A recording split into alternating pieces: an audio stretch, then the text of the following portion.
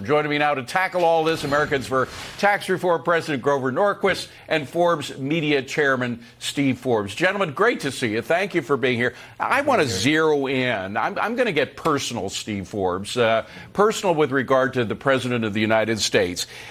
He and his wife have done a little bit of maneuvering, shall we say, in terms of the way that they arrange their taxes. Some people would call them tax dodges. In fact, the Wall Street Journal did.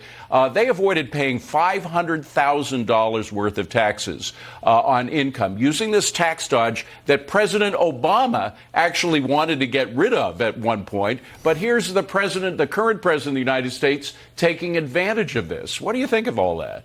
Well, it just goes to show laws for some, laws for others. And it's amazing, these tribunes of the people, so-called, live very, very well.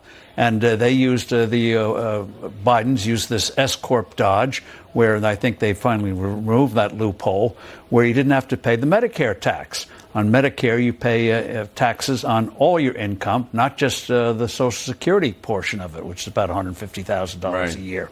So, yes, and former Senator Edwards, who was vice presidential candidate for the Democrats in 2004 with John Kerry, used the same kind of dodge. And you know, Grover, they have spent years creating, President Biden has, during his career, spent years creating all of these tax dodges that he takes advantage of and other millionaires take advantage of, and also these regulatory dodges that various well-placed corporations are able to take advantage of that small business people can't. That may be one of the reasons why Democrats are now getting more corporate help with the PACs than Republicans are. Well, elitism is not simply being able to cheat on the rules and make a little extra money. The real fun part of being elitist is telling everybody else what to do. And the modern Democratic Party wants to tell parents what school their kids will go to, what their kids will learn. The parents aren't allowed to look at the books that the kids see, but they will tell them. They want to tell you what kind of shower heads you can have, how you cook your food at home. They're going to micromanage what kind of stove you had. We just had to vote, and all the Republicans voted to say no to the Biden administration telling you what kind of stove you can have for the rest of your life moving forward. They want to tell you how much energy you can use, whether you can fly planes. The list of things that the elites want to tell everybody to do that Biden and Obama want to mandate on everybody else is endless, and it's a joke for them to turn around and blame people who simply want to be independent contractors and work. They want to tell them you can't. You have to have a boss. Yeah. Steve, getting back to the tax issue, and again, specifically with regard to the Bidens, not only did they take advantage of these tax dodges, but they also made $610,000 in the 2021. That's how much they paid in federal that's how much they made. They paid in federal taxes on $610,000, 24.6%.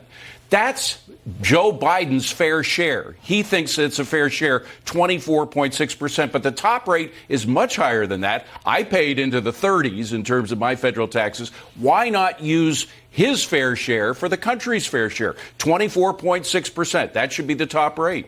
Well, because he's working for us. So therefore, he needs extra compensation. No, it's just preposterous, pure hypocrisy.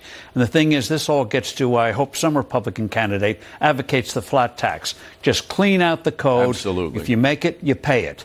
And that way, all this stuff goes away. And imagine using your time and all your energy for something productive. You know, the last 20 years, we've spent over 100 billion hours filling out tax forms. We've spent over $1 trillion complying with this corrupt tax code. Imagine if all those resources have gone for new products, new services, new medical devices, new cures for diseases, how much better off we'd be instead of coping with this monstrosity. And Grover, it sort of goes back to what you were saying, but it reminds me of what happened in California and other elite blue states where the folks who were making all these rules during the pandemic, they violated those rules that they had for everybody else. Joe Biden thinks that, 34% is not enough to pay in taxes. You got to pay 39%, but he's paying 24.6% in federal taxes.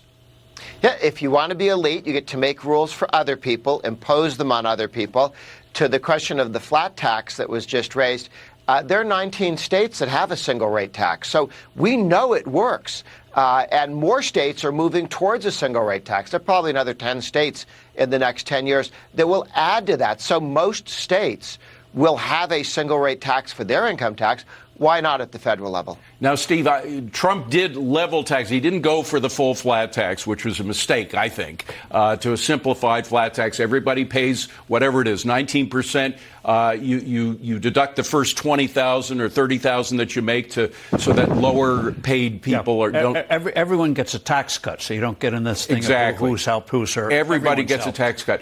However, what we did see as when Trump flattened taxes, lowered the top tax rates, is that the people who benefited the most were the blue-collar workers because they were paying less as well. And a lot of the people at the top rates actually ended up paying more because they got out of their tax dodges and realized they could make some real money with the money that they invested. Well, going back to Ronald Reagan, facts show that when you lower tax rates, guess who ends up paying more? Not just in terms of dollars, but proportionately. When he came in, the top 1% were paying about 18% of federal income taxes. Today, it's about 35, 38%, with rates much lower. Right. So you cut more, you want to collect from the rich, have a more prosperous economy, they end up paying more. And of course, Grover, the president says no taxes for those making over $400,000, but we know that the inflation tax killed people's wages. And the people who really suffered most from that were the middle class. And they are still underwater, even though inflation has come down. And all the energy taxes that they put on hit everybody. This will only tax the rich people is the lie that Clinton told, that Biden told, that Obama told, and every one of them went after energy prices as soon as they got in on everybody. Yeah. So very quickly, gentlemen, from both of you, first to you, Steve, who's more elitist in this equation? The Democrats who are calling out elitists to the Republicans or the Republicans? Well, as you said at the beginning, it's projection. They're the elites, and they want to make everyone else poorer, more dependent on them, because they know better than we do. Grover, will the American voters see through their cries of elitism? I think they see it, and that's exactly why Obama came out and lied, to try and start the conversation the other direction. It's nonsense. Obama and his party are the elites in this country, and that's what's making people angry. All right. Steve, Grover, great to see you guys. Have a wonderful weekend. Thanks for being here. Appreciate it. Thank you. Thank you.